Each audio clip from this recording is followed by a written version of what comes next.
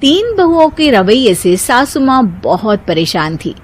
दरअसल बात ये थी कि तीनों बहुओं में किसी बात को लेकर अनबन हो गई थी। तब से ही तीनों एक दूसरे से मुंह फुलाए रहती थी। ना कोई सीधे मुंह किसी से बात करती, ना किसी का कहना मानती। पड़ोसी भी इस बात को जानते थे और जाने कैसे कैसे बातें भी करते। इसीलिए सासू माँ ने तीनों बहुओं को तुरंत अपने कमरे में बुलाया। मैं कई दिनों से देख रही हूँ, तुम तीनों अलग अलग सारे काम कर रही हो। ये सब नहीं चलेगा, तीनों को मिलकर ही काम करना पड़ेगा। सास की बात सुनकर एकदम से बड़ी बहू बोल उठती है। नहीं मम्मी जी, मैं इन दोनों के साथ कुछ नहीं कर सकती। मैं इस घर की बड़ी बहू हूँ, फिर भी ये मेरा कहना बिल्कुल भी नहीं मानती। अरे जेठानी जी, जानबूझकर मुझे डबल काम करवाती है आप, और छोटी मुझसे टेढ़े मुंह ही बात करती है। इन दोनों के बीच हमेशा सैंडविच बन जाती है मेरी, और मैं हमेशा आलू की तरह बीच में मसली जाती हूँ। मम्मी जी, इन दोनों को लगता है कि मैं छोटी हूँ तो इनके पैरों तले दब जाऊंगी, लेकिन नहीं, मेरा भी उतना ही अधिकार है जितना इन दोनों का है।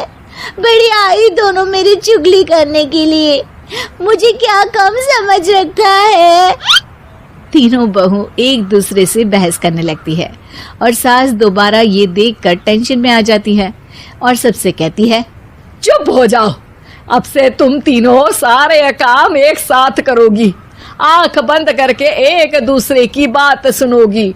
तुम तीनों इस बात को गांठ बांध लो, वरना अगली छुट्टियों में तुम्हारा अपना मायके जाना कैंसिल। सास की बातें सुनकर डर के मारे तीनों हामी भर देती हैं। जी मम्मी जी, मैं समझ गई।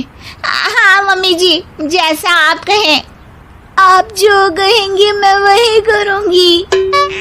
तीनों बहू सास की बात को गांठ बांध लेती है और वादा करती है कि अब से सारे काम वो तीनों एक साथ मिलकर ही करेंगी। ये सब देखकर सास खुश हो जाती है और वहां से चली जाती है। नीचे जाकर वो देखती है कि घर में शर्मा जी आए हुए होते हैं।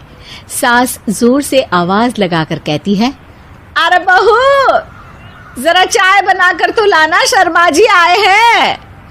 सास की बात सुनकर तीनों बहू तुरंत किचन की ओर भागती है और चाय बनाना शुरू कर देती है।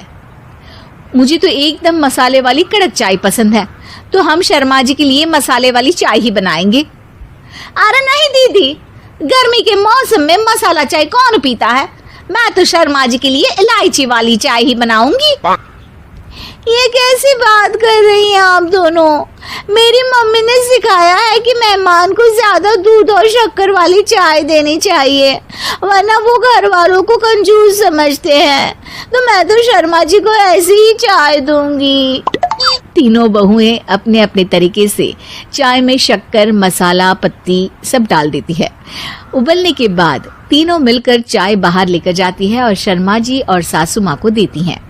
चाय पीने के बाद शर्मा जी सासू माँ को देखकर शर्मा जाते हैं और शर्मिंदा महसूस करते हैं कि आखिर उन्होंने चाय पीने के लिए हामी क्यों भरी।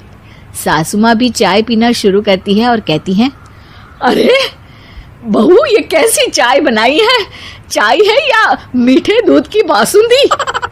हाँ, चाय अच्छी नहीं लगी क्या? कोई बात नहीं, हम पराठा बनाकर लाते हैं। चलो चलो अंदर। हाँ चलो, हाँ आती हूँ मैं भी।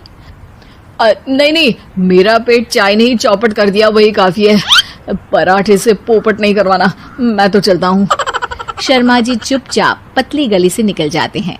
अगले दिन सास बहुओं से कहती है, अरे बहू, जाओ जाके ऊपर के गेस्ट हाउस की सफाई कर दो। कल हमारे यहाँ मेरे दूर के रिश्तेदार आने वाले हैं, तो पूरे कमरे को चमका देना, समझी? तीनों बहू सास की बात को मानकर ऊपर सफाई करने चली जाती हैं और तीनों कमरे की सफाई चालू कर देती है। बड़ी बहू मकड़ी के जाले साफ करती है, तो बीच वाली झाड़ू लगाना और छोटी वाली सर्फ डालकर जमीन धोना शुरू कर देती है।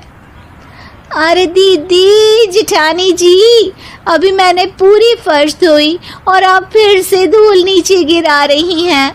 और मछली जेठानी जी, आप बिना झाड़ू की धूल यहाँ छटक रही हैं। अरे तीनों को साफ करना है, एक साथ सफाई करते हैं ना। अरे वही तो, हम साथ साथ हैं, घर साफ साफ है। तीनों बहू ऐसे ही काम में उलझ जाती है और 2 घंटे तक एक ही कमरे की सफाई करती रहती है। बहुत देर से अपनी बहुओं को ना देखने के कारण सास ऊपर कमरे में उन्हें देखने जाती है, लेकिन कमरे में घुसती ही वो गीली फर्श पर फिसलने के कारण नीचे गिर जाती है। ओरी मोरी मैया, हड्डी मरोड़ के रख दी। आए मेरी तो कमर ही टूट गई रे। तीनों बहुएं सास को उठाती हैं और बिस्तर पर सुला देती है। अरे मेरे हाथ पैर दर्द कर रहे हैं, दबा दो, आराम मिलेगा। हाँ जी माँ जी। अरे जी माँ जी माँ जी। और तीनों बहुएं एक साथ सास के हाथ को दबाना शुरू कर देती हैं। माँ की तो चीख ही निकल जाती है और नतीजा ये होता है कि सास के बचे हुए शरीर में भी दर्द उठ जाता है। हाय राम, ये क्या कर दिया तुम तीनों ने। अरे मेरी तो किस्मत ही फूटी है कि तुम जैसी बहुएं मुझे मिली। हे भगवान, पूरे शरीर में दर्द बढ़ गया है। अब तो पता नहीं कि चल भी पाऊंगी या नहीं। माफ करो, मुझे गलती हो गई मुझसे कि तुम तीनों को एक साथ काम करने के लिए बोला। सोचा था तीनों मिलके अच्छे से काम करेगी, लेकिन बड़े बुजुर्ग सही कहते थे कि 3 तिगाड़ा काम बिगाड़ा। तुम लोगों ने ये बात ना आज साबित करके दिखा दी। तुम तीनों को तो समझाना यानी मानो भैंस के आगे बीन बजाना है। तुम्हें अकेले अकेले काम करना है ना, तो अब से तुम अकेले ही अपना अपना काम करो। तीनों बहुएं वहां से जाने लगती है।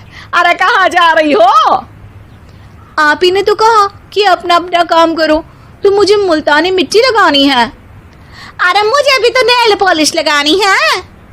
मुझे ना मेहंदी लगानी है। सास अपना सर पीट लेती है और कहती है, अरे मुझे भी लगाना है कुछ। क्या माँ जी? क्या माँ जी? क्या माँ जी? तुम्हारे घर वालों को फोन तुम्हारी हरकतें बताने के लिए। बात पर दोनों सास बहू के बीच टीवी रिमोट के पीछे बच्चों जैसे छीना झपटी शुरू हो जाती है।